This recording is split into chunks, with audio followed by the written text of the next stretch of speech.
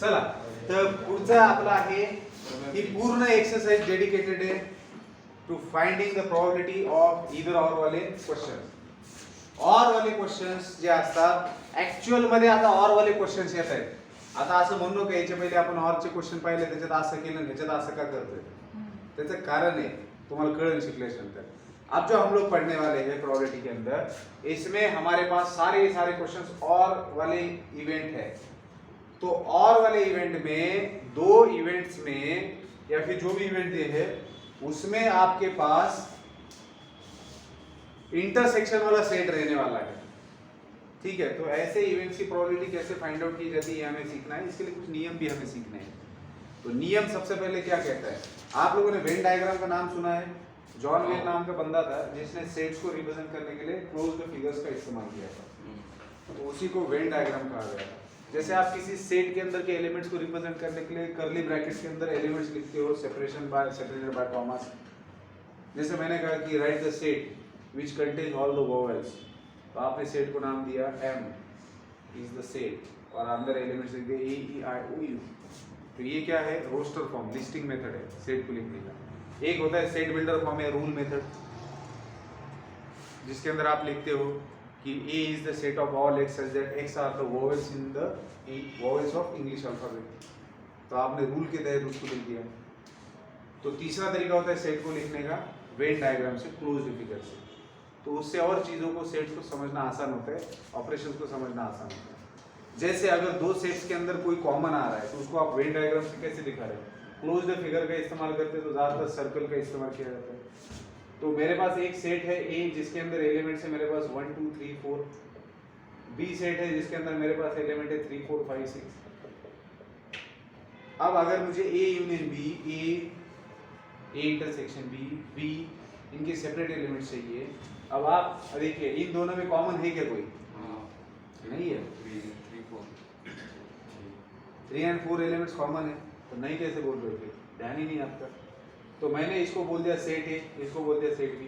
अब सेट ए के अंदर 4 एलिमेंट है जो मुझे सेट ए में दिखने चाहिए, सेट बी के अंदर 4 एलिमेंट है जो मुझे सेट बी में दिखने चाहिए, लेकिन इन दोनों में कॉमन भी तो है कोई जिसको हम इंटरसेक्शन बोलते हैं। तो ए इंटरसेक्शन भी यहाँ पर कितना दिख रहा है, 3,4 दिख रहा है। तो ए इंटरसेक्शन, तो जब भी आपको मतलब इस तरीके के एलिमेंट्स को रिप्रेजेंट करना है वेन डायग्राम से, तो जो कॉमन है उसको हम पहले लिख लेते हैं। तो कॉमन क्या है 3 and 4, तो एक ले लिया आपने 3, दूसरा ले लिया 4। अब ए सेट के एलिमेंट्स लिखने, तो ए सेट देखो ये पूरा ए है, ये सर्कल पूरा ए को रिप्रेजेंट कर रहा है। तो ए के अंदर 1 2 3 4 एलिमेंट्स है, उसमें से 2 2 चले गए, 2 तो आ गए ना ऑलरेडी, तो बचा कौन, 1 और 2। अब ए के अंदर 1 2 3 4 है। अब ऐसे एलिमेंट आप बता सकते हो जो ए में है लेकिन बी में नहीं है, बता सकते हो क्या? ए में है लेकिन बी में नहीं है, दिख रहा है ना आपको? ए का ऐसा एरिया जो बी से अलग थलग है। अब बी सेट के अंदर 3 4 है, तो बचे कौन, 5 6। तो ये क्या है आपका, ये क्या है, this is A intersection B, this is what, this is what, this is not A, set A, this is not set A. I am not saying about whole A, I am just talking about this area other than intersection। इसको बोलेंगे A minus B, A minus B। A में से B को हटा दिया, A में से B को हटा दिया, इंटरसेक्शन माइनस को, A में से B के एलिमेंट हटा दिए।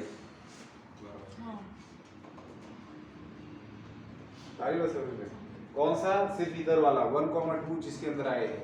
A minus B का कॉन्सेप्ट पता है आपको, सब्ट्रैक्शन ऑफ टू सेट का। A minus A इंटरसेक्शन किया असेल ना, B का मधून B काढलं म्हणजे A मध्ये 3 and 4 पण आहे, आप बोल सकते हो, लेकिन जो स्टैंडर्ड होता है जब आप दो सेट्स में सब्ट्रैक्शन लिखते हो, ठीक है, तो इस तरीके से लिखा जाता है। A माइनस बी का मतलब क्या है कि A के अंदर जो B के एलिमेंट्स है उनको हटा दो और लिखो। अरे A माइनस ए इंटरसेक्शन भी ऐसा कोई नहीं लिखेगा। आप अभी मैंने डायग्राम निकाली इसलिए आपको समझ में आ रहा है वैसे, लेकिन स्टैंडर्ड प्रोसेस क्या होता है लिखने का कि क्योंकि A और B कॉमन है, आप लिख सकते हो A माइनस ए इंटरसेक्शन भी, एक ही बात निकलने वाली है।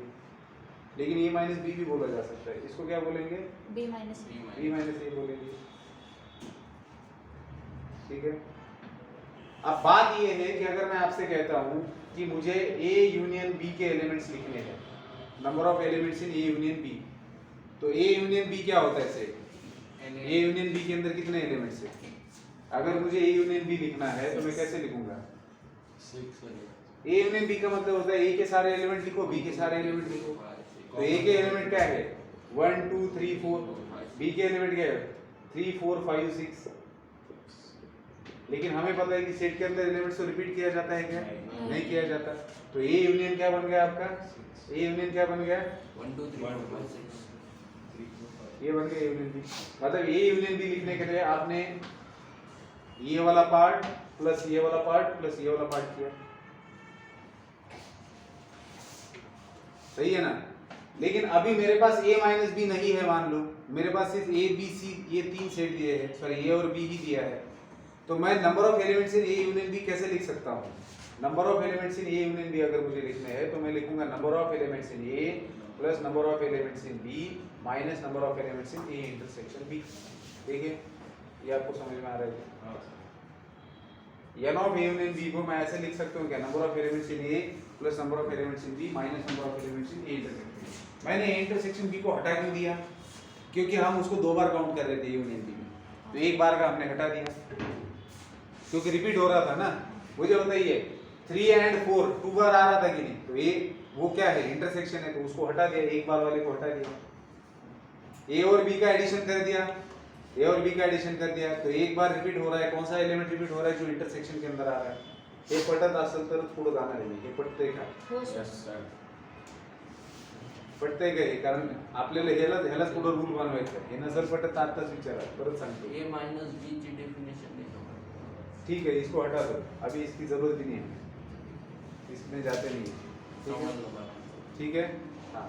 तो a union b is equal to क्या है मेरे पास? Number of elements in a union b। दो सेट का जब यूनियन लेता हूँ, ये बहुत जाहिर सी बात है, बहुत लॉजिकल भी है ये, कि मेरे पास दो सेट से दो के अंदर कुछ कॉमन एलिमेंट्स है, मुझे दोनों को इकट्ठा करना है।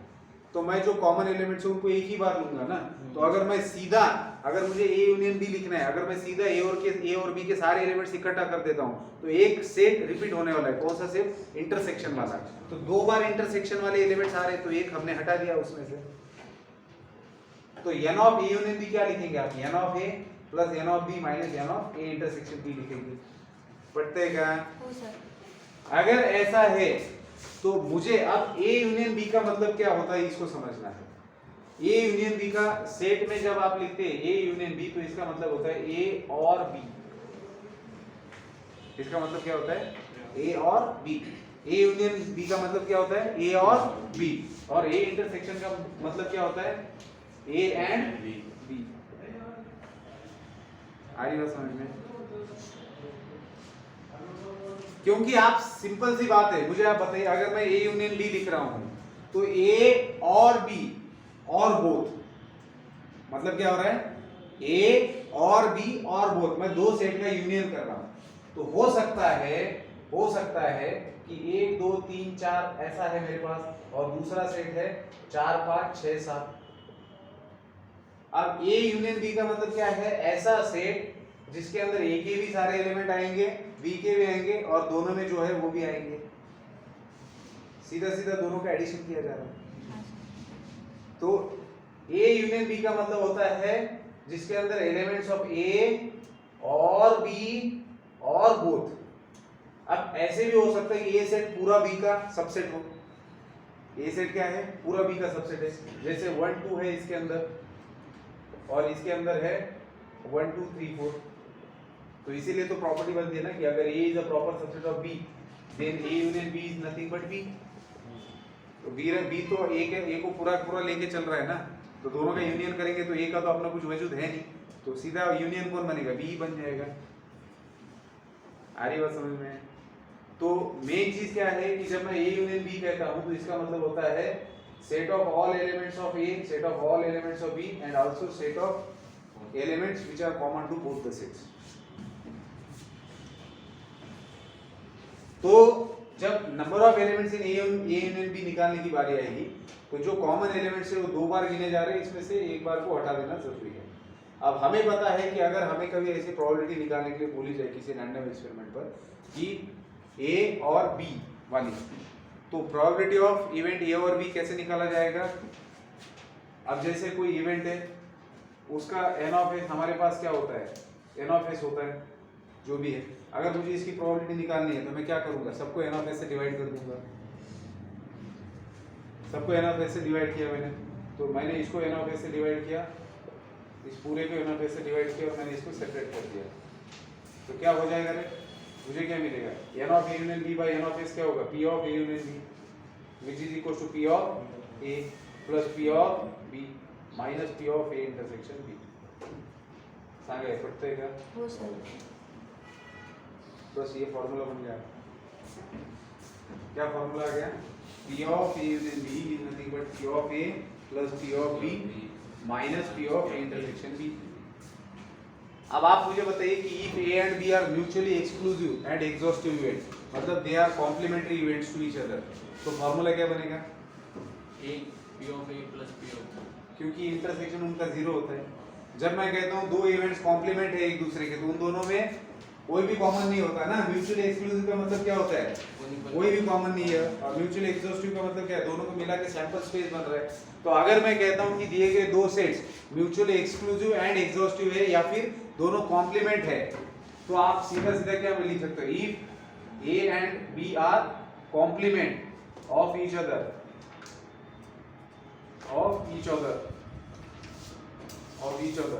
देन हमें पता है कि ए इंटरसेक्शन बी क्या होता है, नल सेट होता है, फाई होता है। और अगर ए इंटरसेक्शन बी के अंदर कोई भी एलिमेंट नहीं, तो N of A intersection B zero हो गया। कोई भी number of elements in A intersection B क्या हो गया, जीरो। तो then P of A union B क्या लिखेंगे आप लोग, सिर्फ P of A plus P of B. मान्य है?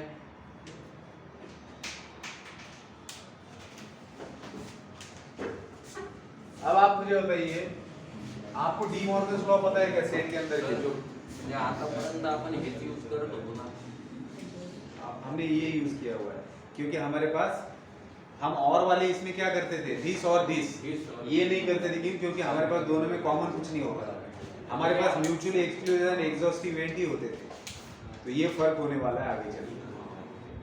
अब के और उसमें वो ये वाला फर्क म्हणजे होता है। आपण न कळत हेच यूज करत होतो ना, नकळत करत होतो, फक्त लॉजिकली होतं। हां आलं लक्षात? आता आपल्याला हा फॉर्म्युला वापरायचा आहे बऱ्याच क्वेश्चन्स मध्ये, आलं लक्षात? हा ए आता मला एक सांगा तुम्ही कि अगर आपके पास डी मॉर्गन्स लॉ है, डी मॉर्गन्स लॉ क्या कहता है, डी मॉर्गन्स लॉ वैसे हमने एंड और के लिए भी इस्तेमाल किया था, है ना।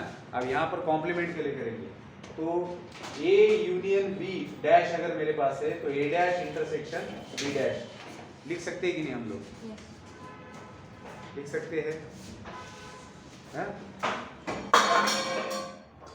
ए union B dash is nothing but A dash intersection B dash लिखा। सिमिलरली अगर मुझे इसका प्रोबेबिलिटी, अगर मुझे इस वाले का, देखो ये वाला क्वेश्चन पूछा जाता है कि find the probability of A dash intersection B dash. A and B क्या है, टू इवेंट्स है। Some people are writing, please stop writing and pay your attention to here.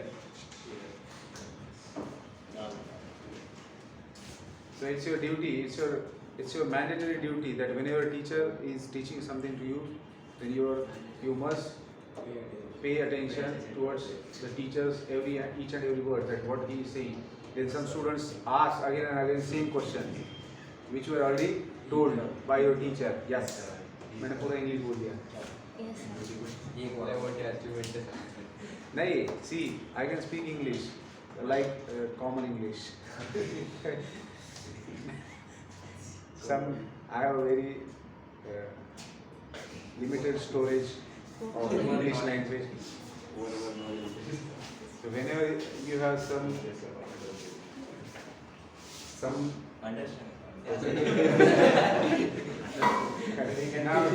now come to the point. अब हमारे पास ए union B dash है, सो हम इसको ए dash intersection B dash लिखते हैं ना। अब जैसे मान लो कि दो इवेंट है ए एंड बी, तो ए डैश का मतलब क्या होता है, उस इवेंट का कॉम्प्लीमेंट्री है। बी डैश का मतलब होता है उस इवेंट के कॉम्प्लीमेंट्री इवेंट। तो आपको सीधा सीधा क्वेश्चन पूछा जाएगा कि find probability of A dash intersection B dash. आपको सीधा क्वेश्चन है हमारे एक्सरसाइज के अंदर। तो अब ये फॉर्मूला बेस्ड क्वेश्चन है। क्या है? फॉर्मूला बेस्ड क्वेश्चन है, जिसमें क्या पूछा जा रहा है, तू ते तसं करू नको रे, त्रास हो तुम्हाला। हाँ, आपको सीधा क्वेश्चन पूछा जाएगा फॉर्मूला बेस्ड कि find P of A dash intersection B dash. तो क्योंकि ये दो सेट्स इक्वल है तो इनके अंदर के एलिमेंट्स भी इक्वल रहेंगे और इनकी प्रोबेबिलिटी भी सेम रहेगी। सीधी बात है ना, दो सेट सेम है, दोनों के अंदर सेम एलिमेंट्स है, तो number of elements in same हो गए तो उनकी प्रोबेबिलिटी भी सेम होगी। तो आप क्या लिख सकते हो? Probability of this is nothing but probability of A union B dash लिख सकते हैं। तो इसका मतलब क्या हुआ? इसका मतलब ये हुआ कि 1 minus P of A union B, क्योंकि ये ए यूनियन बी का प्रोबेबिलिटी हो गया उसके कॉम्प्लीमेंट का। हमारे पास क्या होता है? P of A plus P of A dash is nothing but 1 होता है कि नहीं? तो अगर मुझे ये निकालना है तो मैं 1 में से इसको सब्ट्रैक्ट कर देता हूँ कि नहीं? ये फॉर्मूला इस तरीके से, अगर आपको ये निकालने के लिए बोला जाए तो आपको ध्यान में रखना है ये चीज। आ रही बात समझ में? ये क्या है? ये इसके बराबर है कि नहीं? लेकिन अगर ये निकालना है आपको तो A union B dash is the complement of A union B. ओ भाई मारो। अरे एवढं कळलं ना तुम्हाला? अरे ए युनियन बी डॅश हा ए युनियन बी चा कॉम्प्लिमेंट आहे, मग तरी काही मुलं असं का पाहतात काय इकडं?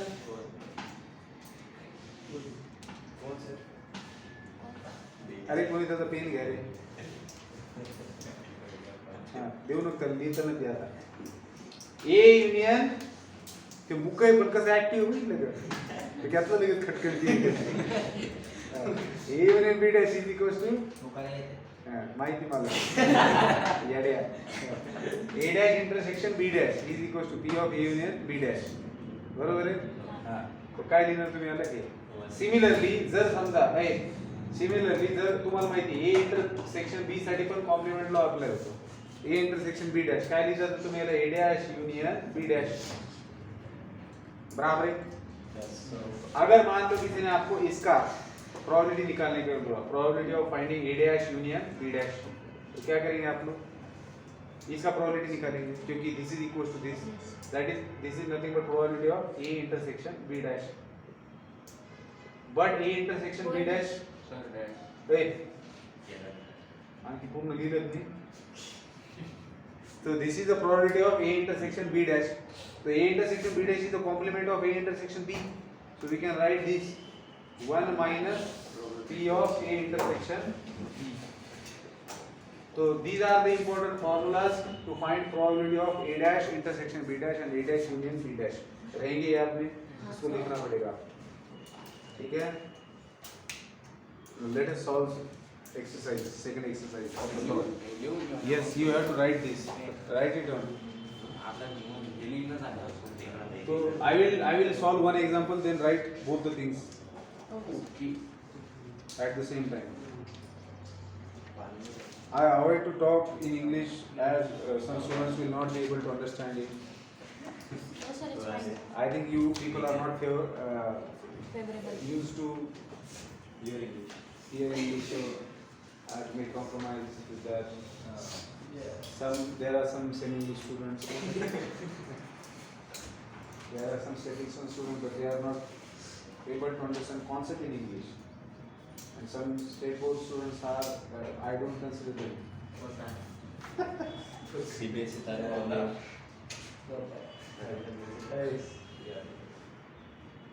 Don't look at me in that way. I have been with you continuously for half an hour. Still you are looking there. Hey, Dushman. Exercise 9.2, चलो। हाँ, exercise 9.2. Question number 1 कहता है, हाँ बेटा देखो अभी, question number 1. First 6 faced die which is numbered 1 to 6 is thrown. पहले अपना regular die throw किया है. Then a 5 faced die which is numbered 1 to 5. 5 face die उसके बाद थ्रो किया है. What is the probability that some of the numbers on the upper faces of the dice is divisible by 2 or 3? 2 or 3. तो सबसे पहले तो बेटा sample space लिखा जाएगा S. पहले 6 फेस्ड डाई थ्रो किया जा रहा है और बाद में 5 फेस्ड. तो 1, 1, 1, 2, लास्ट में आएगा 1, 5. 1,6 लिख सकते हो क्या? नहीं, क्योंकि दूसरे डाई के ऊपर 6 है ही नहीं. 1 से लेकर तो 5 तक ही नंबर है ना. ठीक है क्या डॉक्टर? ये बावळे लक्ष दे बरं का, पुन्हा मी तो उत्तर नाही देणार. सर ड्रॉइंग करते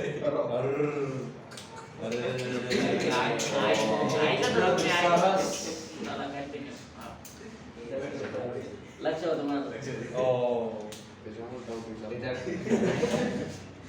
हा दुसरं 2,1 पासून कुठपर्यंत आहे? 2,5 पर्यंत. 2,6 का नाही याचं कळलं ना. कारण अरे दुसरा डाय जो आहे ना तो 5 फेसचा आहे. तो तुम्ही जेव्हा थ्रो करता तुम्हाला 6 भेटेल का? पहिल्या डाय वरती तुम्हाला 1 भेटेल. पहिला जो तुमचा आउटपुट येते ते आउटकम येते ते 6 पर्यंत असू शकते, पण दुसरा आउटपुट फक्त आउटकम 5 पर्यंत असेल ना, कारण 5 फेस्ड आहे आणि 1 to 5 पर्यंत लिहिलेले आहे. मग असं करत करत तुम्ही कुठपर्यंत जाणार आहे? 6,1 ते 6,5. म्हणजे इन टोटल ह्याच्यामध्ये 1, 2, 3 अशा 6 रोज आहेत, पण कॉलम 5च आहेत. म्हणजे किती झालं? 6 पंचे 30. एन ऑफ एस किती झालं रे? 30. आता त्यांनी काय म्हटलेले की फाइंड काय what is the probability that sum of the numbers on the upper faces of the dice is divisible by 2 or 3? मग तुम्ही काय म्हणणार? 2 or 3. तुम्ही काय म्हणणार? let A be the event that sum of upper face is 2 or 3 म्हणलेले त्यांनी. दोन आपण direct 6 म्हणू शकतो का? काय? डिव्हिजिबल बाय 6 नाही ना, 2 और 3 आहे ना, 2 and 3 नाही आहे.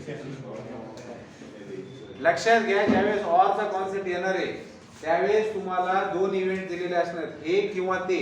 तर दोन्ही इव्हेंटला तुम्ही वेगवेगळे समजायचे.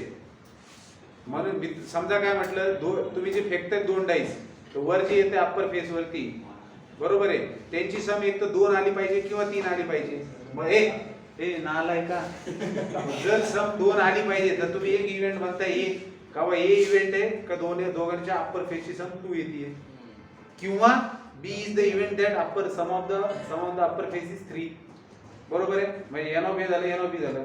आता ए 2 or 3 म्हणताय, काय म्हणताय? 2 or 2 divisible by divisible by 2 or 3. Sum on the upper face is not 2. It is divisible by 2 or 3. A with the event that sum on the upper face is divisible by 2. बोल ना तू मध्ये अंदर होयला. Divisible by 3 ने झाल्यावर विचारलं. 2 or 3. 3 ने झाल्यावर विचारलं. अरे ना नाही का, और 3 का सही तो अगला इवेंट होगा. Divisible by 2 and B the event. मी फक्त पाहिलं तर लिहितो बरं के. Yes. That the sum on the upper face is divisible by 3.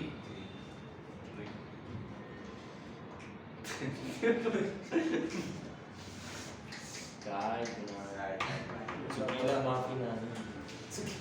हात बघून ठेवला माझा. हो तुम्ही कोणाचा हात पकडायला?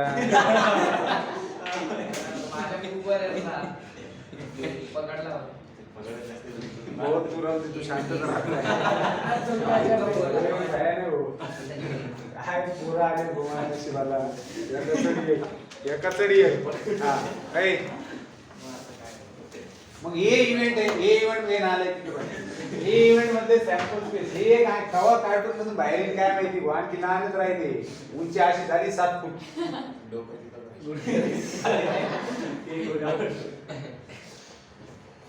तुम्ही ना तुमच्यातला हा तुम्ही तुम्ही ने आठवड्यातले एक दिवस आहे ना आजूबाजूच्या ज्युनियर के जी पोरांशी जाऊन बसत जा. तुमचं काय नाही सगळे याचा भाडं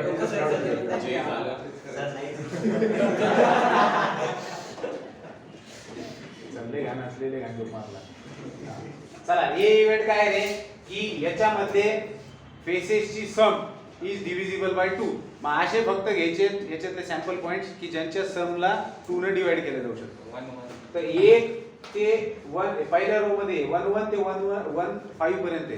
तर सांग मला 1 1 येईल का रे?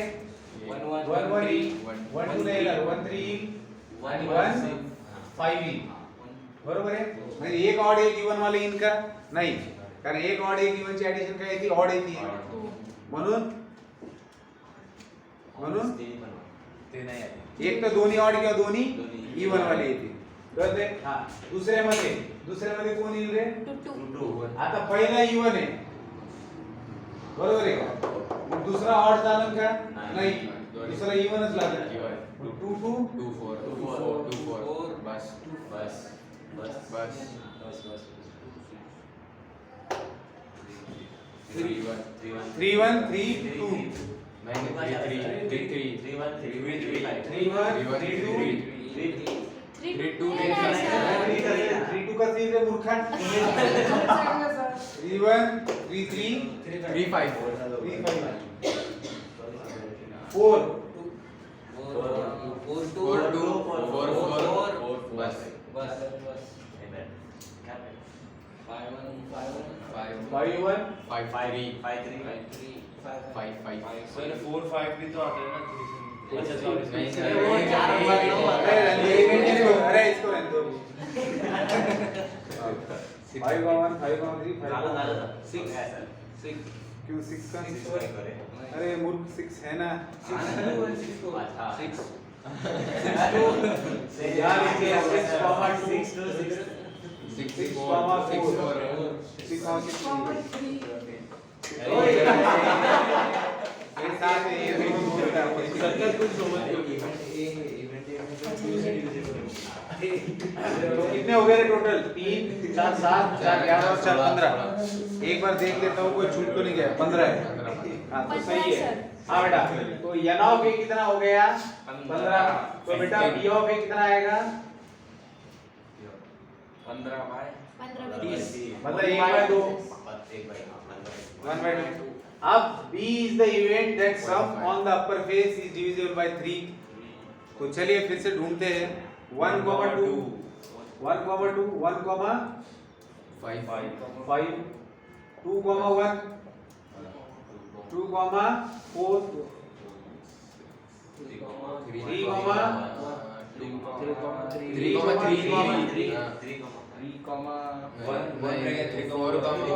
3,1 को कहाँ जाता है? 3 से 3,2 को नहीं जाता. 3,3 को जाता है. 3,5 नहीं. 4 4,2 4,5 5,1 5,4 6,3 बस. तो ये कितने हो गए? 1 2 3 4 5 6 7 8 9 10. सही है क्या? एक बार देख लेते हैं. यस 10. तो देयरफॉर n ऑफ b कितना हो गया बेटा? 10. सर रिफ्लेक्शन गबरे 1/3. हाँ ए रिफ्लेक्शन रिफ्लेक्शन हो रहा है. हाँ बेटा, तो बेटा P ऑफ A और P ऑफ B का वैल्यू हमारे सामने आ गया है. अब हमें क्या चाहिए? क्योंकि A और B है तो A इंटरसेक्शन B अगर कुछ है, देखो म्यूचुअली एक्सक्लूसिव भी हो सकता है, लेकिन अगर म्यूचुअली एक्सक्लूसिव नहीं है तो A इंटरसेक्शन B तो कुछ ना कुछ होगा ना. तो है क्या इसके अंदर? हाँ है ना. 2 और 3 से डिवाइड होने वाले नंबर्स जो है वो दोनों से भी डिवाइड किए जा सकते हैं. 6 से तो वो कौन कौन से नंबर्स है इनके अंदर जो कॉमन दिखाई दे रहा है 6 आपको? वाले. अरे मूर्ख, इधर कौन कौन से दिख रहे हैं वो देख. 1,5 है हाँ है तो सर. A इंटरसेक्शन B के अंदर कौन कौन सा आ रहा है? 1,5 आ गया. फिर 3,3 तो इसको हटा देते हैं अपन. फिर 2,4 फिर 3,3 3,2 4,2 4,2 है 5,1 हाँ 4,5 है क्या नहीं नहीं है है। 5,1 है इसको 2 से डिवाइड किया जा सकता है देख लो अपने आप कर लो 5,4 नहीं है सर 4 हाँ, नहीं नहीं नहीं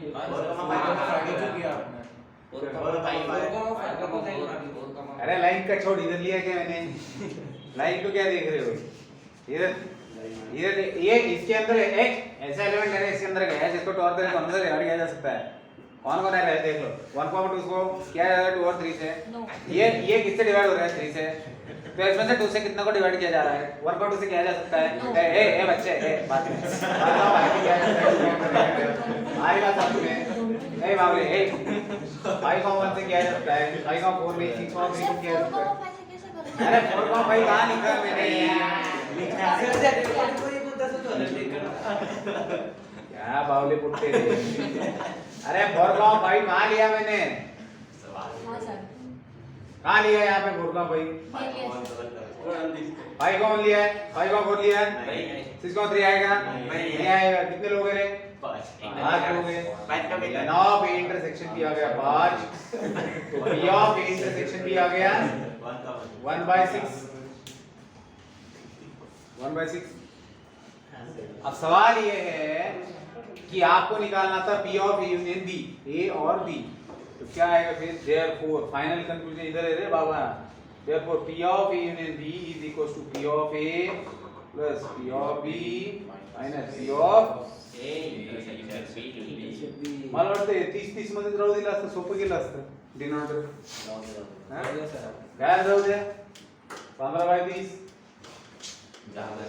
गप्रे 10/30 5/30 खत्म P of A कितना है 15/30 प्लस P of B कितना है 10/30 माइनस 5/30 तो 30 एक ही बार ले लिया 15 और 10 25 में से 5 गए तो 2/3 आता है आंसर आई गई बात समझ में ठीक है लिखेंगे अभी हुआ क्या देखो बात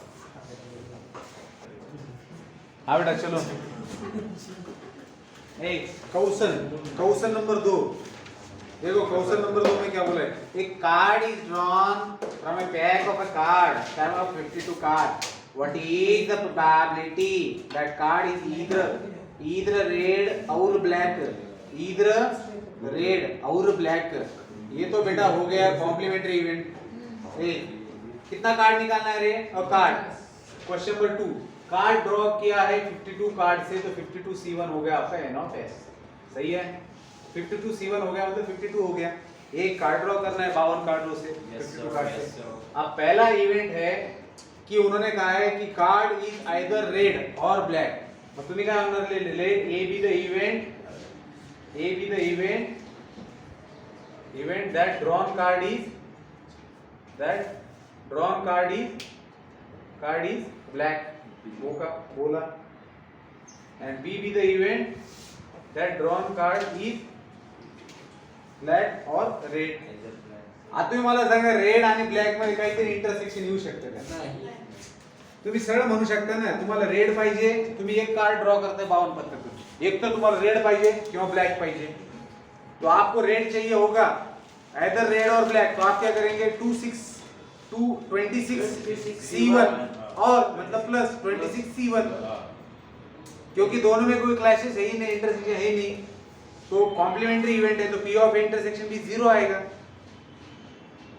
अब दूसरे से पता चलेगा फॉर्मूल्याची तर गरजच नाही हैं सोपं सोपं आहे फॉर्मूले की जरूरत नहीं सीधा क्या लिख सकते हो P of N of A union B N of A union B मतलब क्या होगा यहाँ पर क्या होगा N of A union B N of A plus N of B N of A intersection B 0 है तो क्या लिखेंगे N ऑफ A क्या है 26C1 अगर आपको ब्लैक चाहिए तो 26 में से चूज करेंगे 26 या फिर रेड चाहिए तो 26 रेड में से चूज करेंगे तो ये कितना आएगा 52 आएगा मतलब सर्टेन इवेंट हो गया ये इसका प्रोबेबिलिटी 1 है इसका प्रोबेबिलिटी 1 है सर्टेन इवेंट क्या श्योर इवेंट होता है ना पूरा सैंपल भेजा जाता है therefore P of A union B कितना हो गया N of A union B by N of S that is 52 by 52 that is answer आ गया 1 सेकंड इवेंट क्या है बेटा आप सेकंड इवेंट में थोड़ा समझिए। कार्ड इज आइदर ब्लैक और फेस कार्ड। मैं लिखता हूँ आपके समझ में। Card is either black, card is either black और फेस कार्ड। अब आप समझिए, let A be the event that drawn card is black. मैंने ए क्या बोल दिया? Let A be the event that drawn card is black. और B को मैं क्या बोल रहा हूँ? B be the event that drawn card is face card. मग मला सांगा, तुम्ही एक कार्ड ड्रॉ करताय, एक कार्ड ड्रॉ करताय, मग number of elements in A काय असतील? Number of elements in A N of A. Card is black card पाहिजे तर काय असणार तुमचं? 26 C1 आणि एन ऑफ बी काय असणार आहे? फेस कार्ड टोटल मध्ये किती? ए इन टोटल 12 C1। ओ भाई ओ, अरे टोटल फेस कार्ड कितने हैं? 12 C1। वो ऐसा थोड़ी ना बोल रहे कि ब्लैक का ही फेस चाहिए। Yes. उन्होंने ऐसा बोला है कि card drawn is either black और फेस कार्ड। ब्लैक का फेस नहीं बोला, कार्ड इज आइदर ब्लैक और फेस। फेस कहाँ से आएगा? पूर्ण face card. Total face card में से आएगा। That is N of B बन जाएगा 12 C1। लेकिन इसमें ब्लैक भी रहेंगे जो ऊपर वाले में आए हुए। तो इंटरसेक्शन क्या रहेगा बेटा? 6C1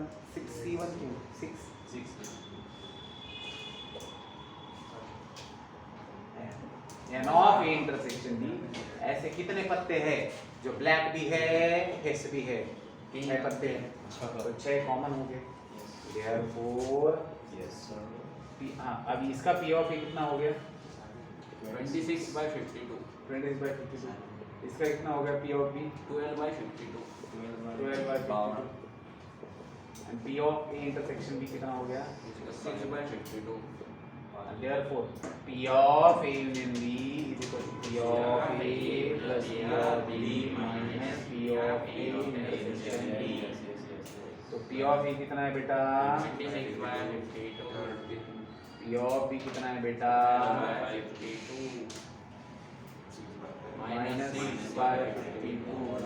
तो 26 प्लस 12 होते हैं 38 और 32/52। तो बेटा 2 कैंसिल करके 3/5 लिखे। नहीं सर, कर लेते हैं, आज का दिन संडे है। 2 को कैंसिल कर देते, नियम थोड़ा चेंज कर देंगे।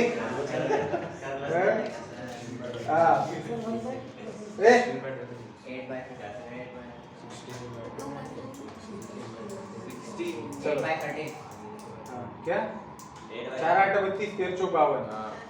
तो 8/13 सही है। आगे बढ़ते हैं।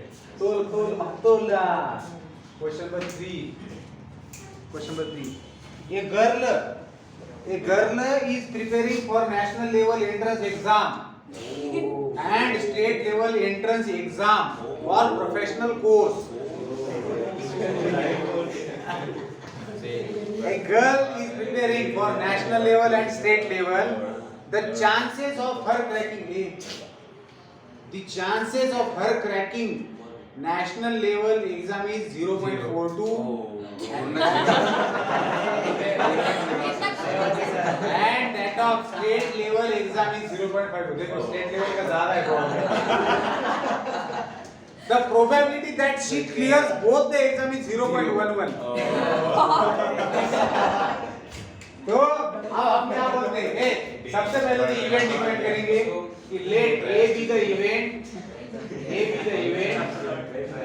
that girl, order. Let A be the event that she clears national level exam. And B be the event that she clears state level exam. आणि मग मला सांगा बोथ एक्झाम क्लिअर करणार म्हणजे काय असणार आहे? हे इंटरसेक्शन बी असणार आहे। हे पण क्लिअर केलं, ते पण क्लिअर केलं ना। काय मूर्ख आहे का रे हा? अरे दोघंही एक्झाम क्लिअर करत ना ती.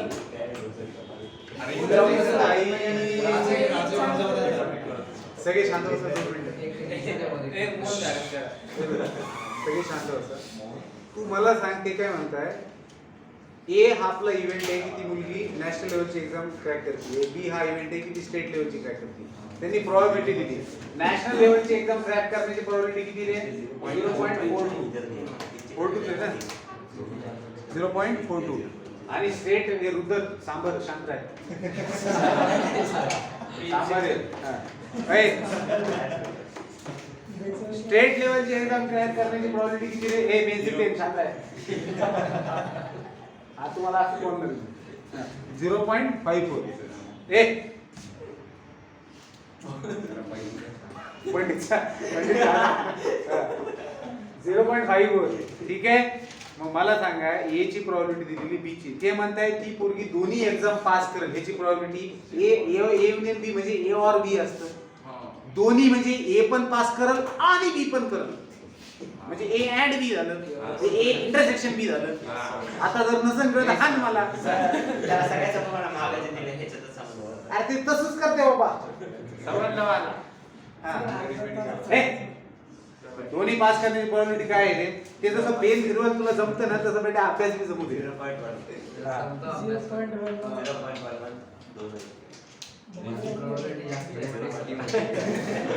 पी ऑफ इंटरसेक्शन बी किती दिले रे 0.1 काय विचारतात बघा. Find the probability that she cracks at least one of the two exam. She cracks at least one of the two exam. आता ॲट लीस्ट मध्ये काय येतं आहे आता सांग रे आता सांग ॲट लीस्ट मध्ये काय येतं. कमीत कमी ही करेल किंवा ती पण किंवा दोन्ही पण. दोघं पण करत. पूर्ण दोन्ही पण नाही कसं म्हणतो काय बाबा एटलीस्ट वन एग्जाम क्रैक करल तर अर्थ काय होतो मतलब पी ऑफ यूनियन भी निकालना है पी ऑफ यूनियन भी निकालना है. तो पहला इवेंट जो है इसमें हमें फाइंड आउट करना है P of A union B. So therefore P of A union B is equals to P of A plus P of B minus P of A intersection B. P of A कितना है बेटा 0.42. Yes, sir. P of B कितना है बेटा 0.54 minus 4 and 2 6 5 and 4 9 0.96 minus 0.11 7 ने गेला 5 9 ने गेला 8 0.85. एक तर ही किंवा एक तर ती किंवा एक तर ती ये भी 1% में नहीं. मी जर याच्या खाली उतरलो तर लय मारी ना ज्याचा त्याचा आवाज गेला जो हाताला घेतो तो आहे.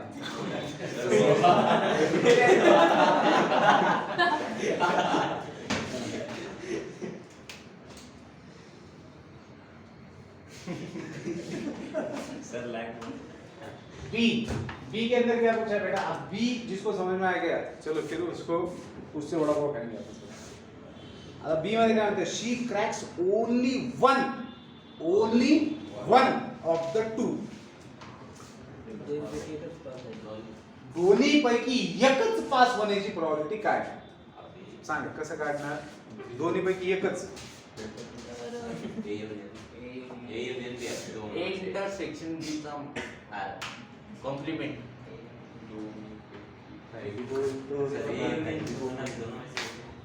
मला तुम्ही सांगा ह्याच्यासाठी मी डायग्राम काढून दिली होती. दोन A minus B. A minus नहीं. A minus B. A minus B. A minus B. Sir, A union B minus A union B minus B. Sir, A union B minus होणार आहे कोणाचं? ए युनियन बी मध्ये minus होणार आहे पण काय minus होणार आहे. वाह ये यार हे बोलले हे कधी बोलतोय पण भारी बोलतोय ना काय कधी बोलते कुठलं भारी बोलते. हा बरोबर बोलते ते काय P of A union B minus P of A intersection B हे काय देते तुम्हाला. हे बघा तुमच्याकडे ए सेट आहे बी सेट आहे ते म्हणतात फक्त एक तर ही एक्झाम क्रॅक करेल नाही तर ही क्रॅक करेल.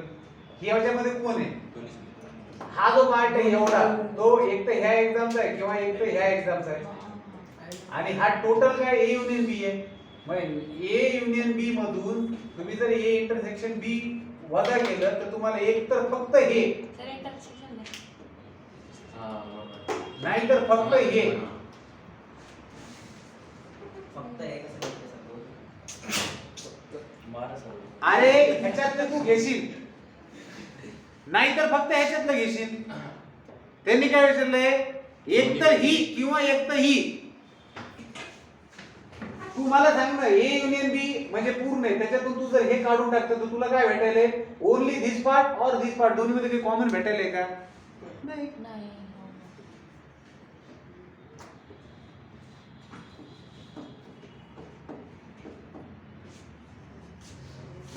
मग P of A union B किती आहे 0.8 आताच काढलं होतं 0.85 minus P of A intersection B 0.11 म्हणजे किती झालं रे 0.74. 0.74 हे हुशार आहे रे पण मूर्खांच्या संगतीत अडकलेले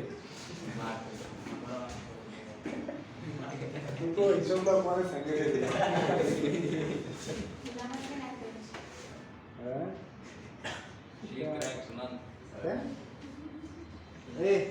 find the probability that she cracks none. हाँ ये सही है. कोई भी एग्जाम क्रैक ना करे इसकी क्या प्रोबेबिलिटी. एक भी एग्जाम ना क्रैक करे एक भी एग्जाम ना क्रैक करे इसकी क्या प्रोबेबिलिटी है 0%. 100%. मतलब क्या निकालना पड़ेगा आपको कॉम्प्लीमेंट निकालना पड़ेगा ए यूनियन बी का ए यूनियन बी का कॉम्प्लीमेंट निकालना पड़ेगा that she should not pass any exam. कोई भी पास नहीं करेगी. So none of none of any exam is मैं जानबूझ के लिख के दे रहा हूं बाद में समझना is complement of A union B and therefore हमें क्या निकालना पड़ेगा probability of A union B dash. Probability of A union B dash निकालना पड़ेगा that is nothing but 1 minus probability of A union B. तो बेटा 1 माइनस ए यूनियन बी का probability क्या है probability of A union B 0.85. तो वो exam पास ना करे इसकी क्या प्रोबेबिलिटी है 0.15. आ रही बात समझ में क्योंकि कम से कम एक एग्जाम पास हुई इसकी प्रोबेबिलिटी 0.85 है ना. ए क्या हो रहा है आई बात समझ में. चलो लिख लो फास्ट लिख लो आगे क्या करना है हमें. वैसे अभी बच्चे का क्वेश्चन आप लोग भी कर सकते हो इसके अंदर लिखना लेकिन लिखो करेंगे जब तक आप नहीं बोलते तब तक करते रहेंगे. चल लिखो फास्ट. चला हे पुढचा क्वेश्चन पहा. चला क्वेश्चन नंबर 4 लास्ट क्वेश्चन. पांचवा होमवर्क है नाही ना सर पांचवा होमवर्क है पांचवा पास सेम क्वेश्चन है. टोटल किती क्वेश्चन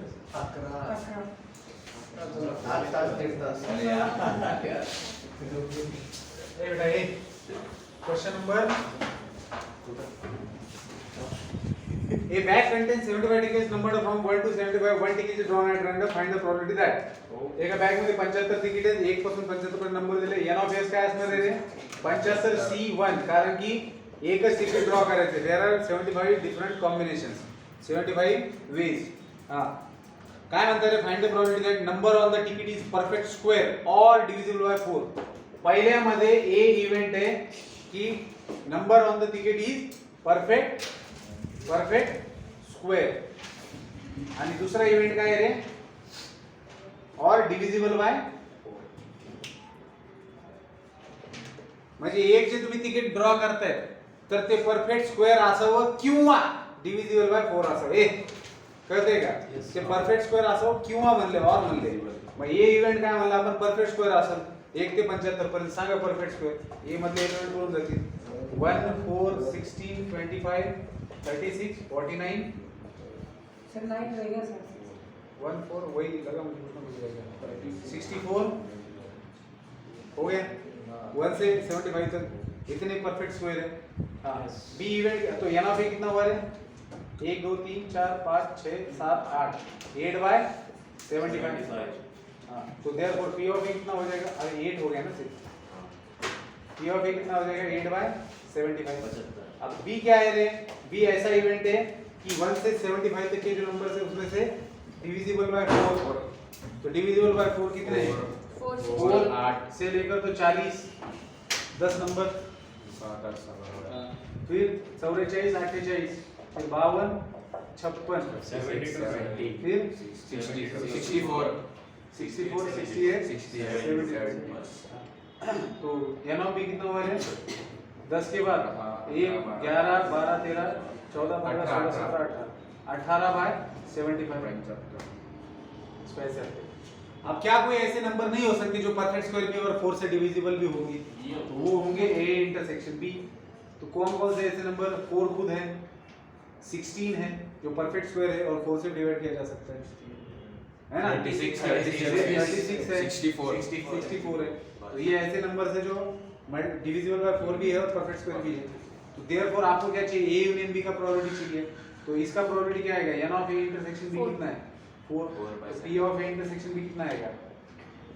4/75। तो बेटा p of a union b क्या आएगा?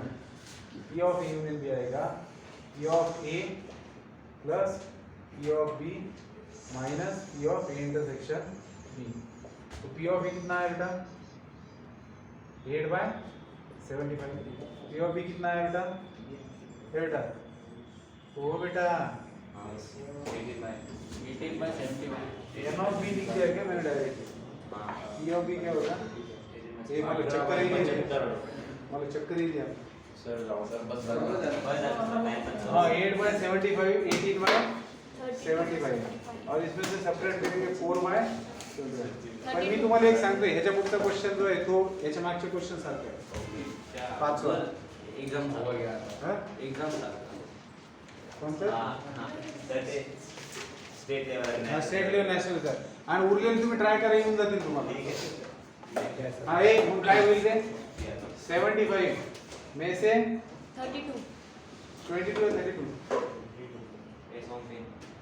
32 ना 18 और 8 36 होते ना, 26 और 4 के 22, हाँ तो 22/75 आएगा। हाँ बेटा इसमें से सेकंड वाला पार्ट कर लेते ना बी। बी इवेंट क्या है मैंने लिखा हुआ देखूंगा फिर ही जाने दूंगा। अरे यार फिर number on the ticket is prime number और ग्रेटर देन 40। अब ये गलत हो सकता है अगर प्राइम नंबर गलत लिख लिया तो बी जो इवेंट है सेकंड वाला जो इवेंट है उसमें हम लोग ए इवेंट बोलेंगे कि number card drawn is a prime number and number on the card is greater than 40। तो मेन चीज क्या है आपको पता होनी चाहिए सबसे पहले तो प्राइम नंबर 75 तक कितने थे उस दिन निकाले थे ना, हैं? 21 और उसमें से 40 से ऊपर वाले देखने हैं। तो चलिए लिखते हैं 2 3 5 7 11 13 17 19 फिर 23 29 31 37 43। अरे मूर्ख और पहले तो सारे प्राइम नंबर चाहिए। 41 43 नहीं क्या? क्यों? 43 पण 43 भी है। 43 ना 43 फिर 51 51 51 53 59 सर 51 वही सर 3 हाँ 51 कैसे है अगर 17 से एक और होता है ना 53 59 61 61 61 67 61 67 हाँ 71 71 73 बस इतने आते थे। आप लगाओ जोर कितना लगाना है, मेरे पास सीधा आंसर है। क्या वाला क्या तो हाँ इसमें कितने हुए थे टोटल? 21 हो गया हाँ तो n ऑफ a कितना हो गया 21। तो p ऑफ a कितना आएगा 75 हो गए। अब इसमें से ग्रेटर देन 40 कितने वो हो गया b वाला सेट। तो 40 से बड़े कितने 1 2 3 4 5 6 7 8 9। तो n ऑफ b हो गया 9। 9/75 तो p ऑफ b कितना हो गया 9/75। Sir prime number greater than 40 का numbers greater than numbers greater than 44 prime numbers number on the ticket is a prime number और ग्रेटर देन 40 और ग्रेटर देन 40 म्हणजे 41 ते 75 ना. हाँ और नंबर ग्रेटर देन 40 बरोबर है. हमने तो ये P of A intersection B लिख दिया. बरोबर है. B क्या होगा? और बाप अब दूसरी चक्कर आली होगा. 41 to 70 ए तो n ऑफ B कितना होगा? 41 to 75